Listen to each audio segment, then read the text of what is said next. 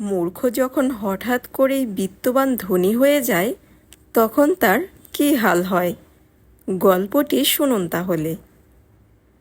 একদিন একটি ইঁদুর খাবার খুঁজতে খুঁজতে রাজার ঘরে প্রবেশ করে।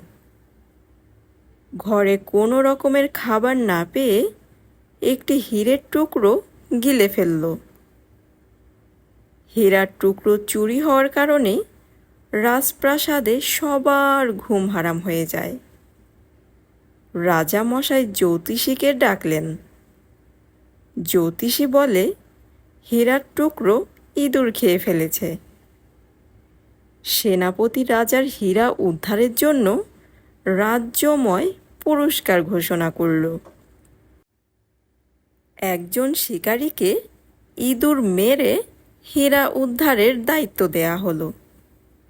শিকারী যখন ইঁদুর মারতে ইঁদুরের বাসস্থানে প্রবেশ করে তখন দেখতে পায় শত শত ইঁদুর একে অন্যের সাথে দল বেঁধে একসাথে রয়েছে।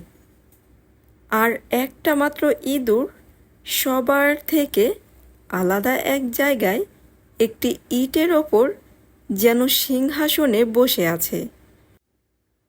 শিকারী তখনই ওই ইঁদুরটাকে ধরে তার পেট চিরে হীরার টুকরো বের করে সেটা রাজার হাতে তুলে দেয়। রাজা মশাই তো অনেক খুশি, শিকারীকে তার প্রাপ্য পুরস্কার দিয়ে দেয়। রাজা শিকারীকে জিজ্ঞাসা করলেন, হাজারো ইঁদুরের মধ্যে তুমি কিভাবে বুঝলে ওই ইঁদুরটাই হীরা চুরি করেছে? শিকারী তখন জবাবে বলল, এটা খুবই সহজ মহারাজ। মূর্খ যখন হঠাৎ করে বিত্তবান হয়ে যায় তখন নিজেকে অন্যের থেকে আলাদা মনে করে।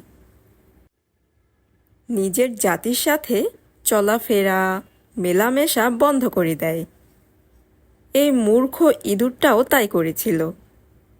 হীরা চুরি করে নিজেকে সবচেয়ে ধনী এবং ইঁদুরের রাজা ঘোষণা করে আলাদাভাবে বসেছিল।